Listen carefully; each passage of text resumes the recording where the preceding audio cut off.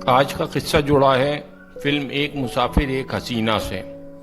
ये उस वक्त की बात है जब 1962 में रिलीज हुई फिल्म एक मुसाफिर एक हसीना बन रही थी। इसके डायरेक्टर थे राज खोसला और इसको प्रोड्यूस कर रहे थे शशाधर मुखर्जी, जो जॉय मुखर्जी के फादर थे।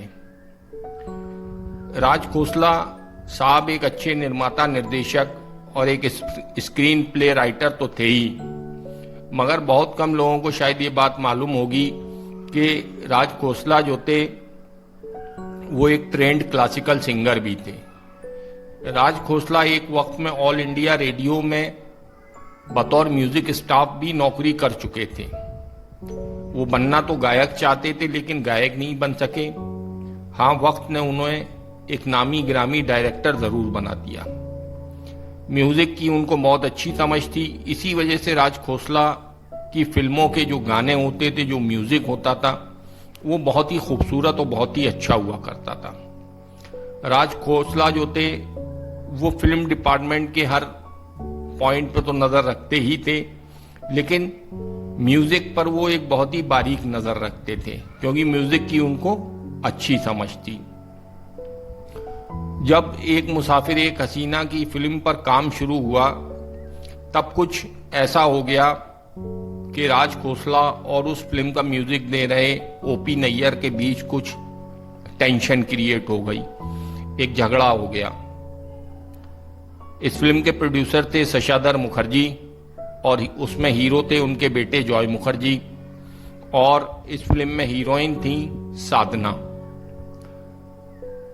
राज खोसला जो थे वो किसी बात पे ओपी नैयर से उनका तनाव हो गया।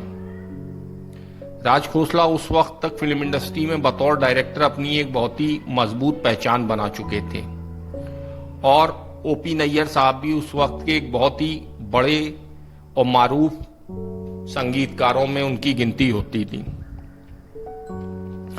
वो एक ऐसे संगीतकार थे कि जिनको पूरी इंडस्ट्री सलाम करती थी, क्योंकि राज खोसला को खुद भी म्यूजिक की बहुत अच्छी समझ थी। तो वो खुद भी कोई तर्ज बनाते और उसे लेकर ओपी नैयर के पास जाकर कहते, नैयर साहब आप इस कंपोजिशन पर गाना बनाकर रिकॉर्ड कराइए। ओपी नैयर साहब फिल्म इंडस्ट्री में मशहूर थे कि वो अपनी शर्तों पर काम करने वाले म्यूजिक डायरेक्टर थे, और उन्हें जरा भी पसंद नहीं आता था कि कोई उनके काम में दखल अंदाजी करे या कोई उन्हें बताए कि उन्हें क्या करना है क्या नहीं करना है। और कोई भी होगा जो अपने फन में माहिर होगा, वो किसी की अपने काम में दखल अंदाजी पसंद नहीं करेगा। लेकिन खोसला साहब का उनसे ये कहना कि इस तर्ज पर गाना बनाइए, ये नैयर साहब को पसंद नहीं आया। हालांकि पहली दफा वो खोसला साहब से कुछ नहीं बोले, लेकिन जब कई दफा राज खोसला ने ओपी नैयर साहब से वही बात की तो ओपी नैयर को भी गुस्सा आ गया। ओपी नैयर सीधे पहुंचे फिल्म के प्रोड्यूसर शशाधर मुखर्जी के पास और उनसे कहा कि अब मैं आपकी फिल्म में काम नहीं करूंगा। शशाधर मुखर्जी ने नैयर साहब की नाराजगी की वजह पूछी। उन्होंने कहा, मैं इस फिल्म का म्यूजिक डायरेक्टर हूं, जो म्यूजिक मैं कंपोज करूंगा वही फिल्म में होंगे।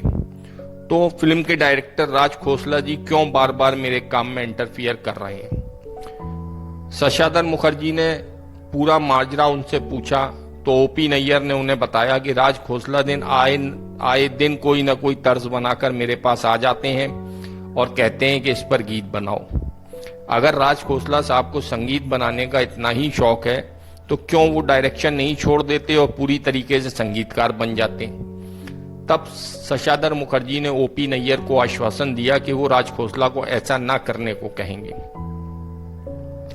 फिर जब शशाधर मुखर्जी ने राज खोसला से उस बारे में बात की तो राज खोसला को बहुत गुस्सा आया। ओपी नैयर का इस तरह से प्रोड्यूसर से शिकायत करना खोसला साहब को बहुत बुरा लगा।